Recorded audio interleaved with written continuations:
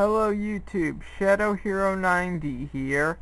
As you can already tell, I've been doing this show for about 3 years at this point, and in addition to the reasons as to why I do this, which I brought up last year, I am now actually going to state a few more reasons why I do this. One of which is that the portrayal of men in movies and TV is essentially toxic. And I mean really toxic. Men are... To be honest, I can't believe that I'm one of the only very few people who legitimately thinks that this kind of portrayal is not only toxic, but completely unfair. Second of which is the fact that these cartoons are aimed at kids, and they do not send a good message. Most of the time, a lot of these shows are role model shows, and the characters exist for the sole purpose to be imitated, and yeah, in doing so, you send some really horrible messages.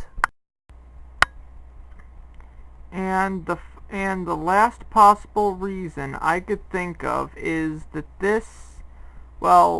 not this, but all these shows are pushing a political agenda. To be more precise, the political agenda comes in the form of a princess character whose initials are J and B. I'm pretty sure you can figure out who I'm talking about on those initials alone. But yes, a lot of these shows, and to extension, a lot of these role model shows, are pushing a political agenda.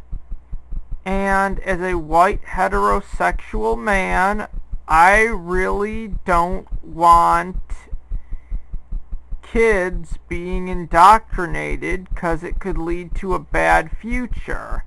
In fact, I really hope some really smart boy sees this show and it actually gets him thinking about sexism, and it causes him not to be indoctrinated to the feminist agenda that a lot of TV shows, cartoons, and movies are pushing. Especially a certain movie that will go unnamed that used a princess character whose initials are J and B to push their political agenda. As much as this intro actually does seem like a bad rant about the negative presentation of men and boys in the media, this is completely serious, and these 3 reasons I gave for doing the show are actual reasons. Now, that being said, if you agree with me on this, that's good. So just sit back and enjoy the review. Okay, like I said in episode 24, eventually I am going to review the episode of Saved by the Bell titled House Party. And this is gonna be that review. But before I go through the misandry in this man-hating piece of shit, first I think I should go over some plot points to expose, that I should go over some plot points to expose why this episode of Saved by the Bell is so goddamn sexist. Screech's mom has a statue of Elvis that is very important to her. She says, screaming at Zach, Elvis is not a toy. And then she said she would just die if anything were to ever happen to it, kind of showing how important this item is to her. She also has a dog named Hound Dog that is also very important to her. That's plot point number 2. Plot point number 3. Before leaving, Screech's mom gives Zach and Screech a list of rules, one of which is no girls and one of which is no party. Plot point number 4. When Zach and Slater come over and they basically just act like nerds, Jessie and the other 3 girls in this episode come over, not only breaking one of the rules, but them laughing at the nerds leads to them breaking the Elvis statue, which is probably one of the reasons why this is so sexist. You're probably wondering how that works. So allow me to explain by using kind of a comparison to episode 24. In the episode Jessie's Song, Jessie did drugs, which led to her not only betraying her friends, but also having some kind of breakdown. But that's beside the point. Okay, I guess episode 24 isn't the best comparison, but this bitch has literally done even worse. She cost her school she punches her stepbrother when he's introduced for calling her just a chick. She insults her boyfriend, who doesn't even like her to start, for being masculine. She jumps on and attacks Zach at every opportunity, and in the episode I'm reviewing now, is guilty of property damage and home invasion.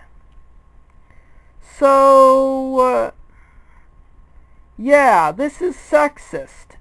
Zach Morris might have done some really horrible, rotten, and evil things, but as far as I know, he never took things as far as to smash someone's property. Anyone who's watched either one of these shows would know that Zach Morris is evil incarnate.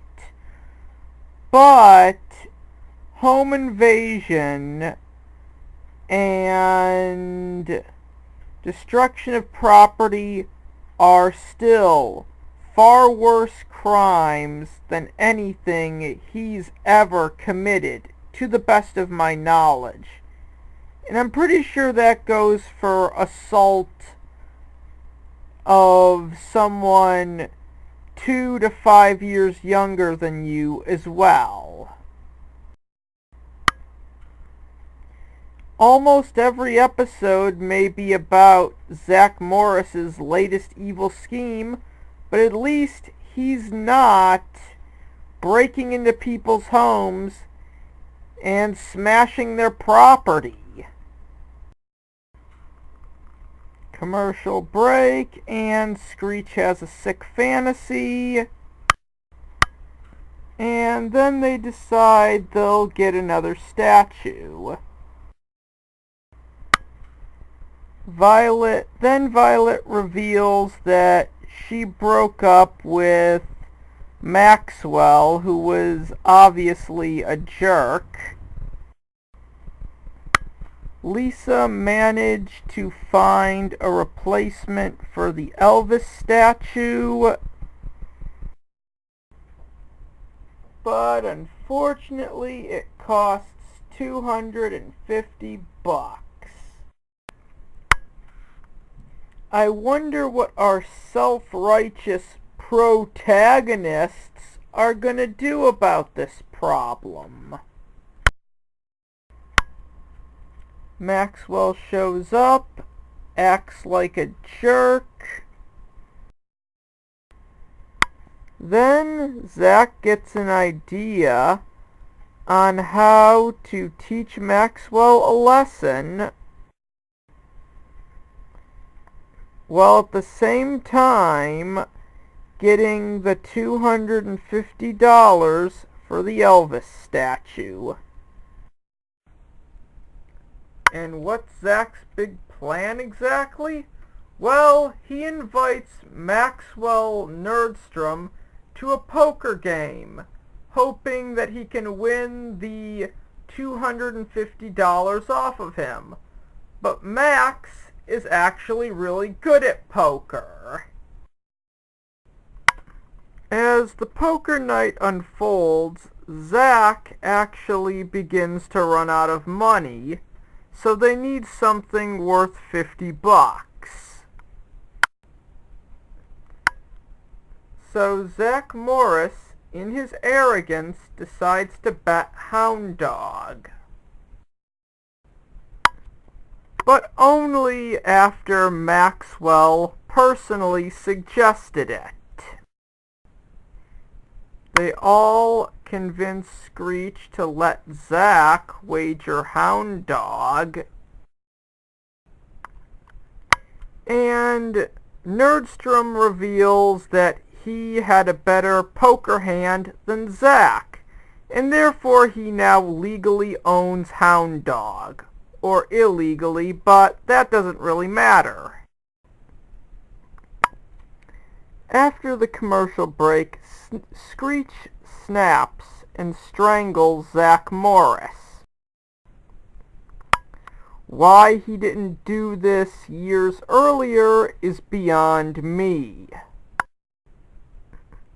After assaulting him and being stopped by Principal Belding, Zach and Slater ask Nerdstrom if there's anything they could give him in exchange for Hound Dog, and he says he'll only do it if they get Jessie to go on a date with him. Now, after everything Jessie's done in this episode, spying on them, which led to the Elvis statue getting smashed, I'm pretty sure this is a fair, or in this case more than fair, compromise. Both Slater and Zach acknowledge that Jessie is not gonna like having to go on a date with this guy to get back a dog that was only lost because of Zach's actions, to which something, but technically Zach would never have even pulled the stunt he had pulled if Jessie hadn't have gotten the Elvis statue smashed. So Zach's big plan to get money for the Elvis statue is just to throw a party, even though Screech's mom said they weren't allowed to throw a party. Then, after Jessie asks what she can do to help, Zach and Slater tell her that she's going to have to go on a date with Maxwell Nerdstrom. And you know, after everything she's done, breaking and entering with 3 other girls, something that was most likely her idea in the first place, and smashing the Elvis statue,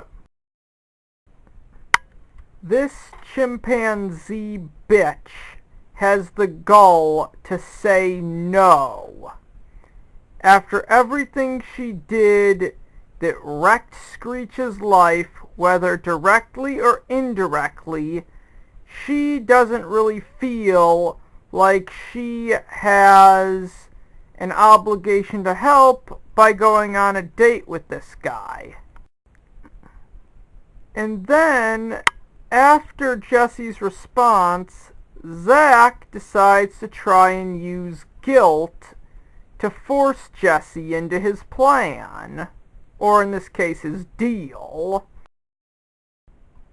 which is kinda confusing, because we are talking about Jessie from Saved by the Bell. You know, the same character who thought that she could break into someone's house, disobey their rules, destroy their property, do drugs to achieve her goal, and act unbelievably entitled and self-centered about it. Suddenly, that character has a conscience, but in keeping with her horrible character, she expects Nerdstrom, who is an extreme womanizer, to keep his paws to himself. Not gonna happen, you filthy cunt. They have their party, Jessie and Nerdstrom go on a date, and then when one of Nerdstrom's friends brings Hound Dog, Nerdstrom actually wants to end the date with a kiss. And then Zach tricks Nerdstrom into kissing Hound Dog. So anyways, Screech stands up for Violet. They do the typical happy ending, the end, blah blah blah, yada yada. Now, I've said that Jessie is a cunt. I called her that in this review. Now, I've called Jessie a cunt in this review, and this is where the review ends. But I still have much more to say on this bitch, and you'll see that in a future installment of Sexism in Movies and TV. And not only will it be a new installment, but it will be a new segment a new segment that will be a part of Sexism in Movies and TV. This show. The one that you're watching.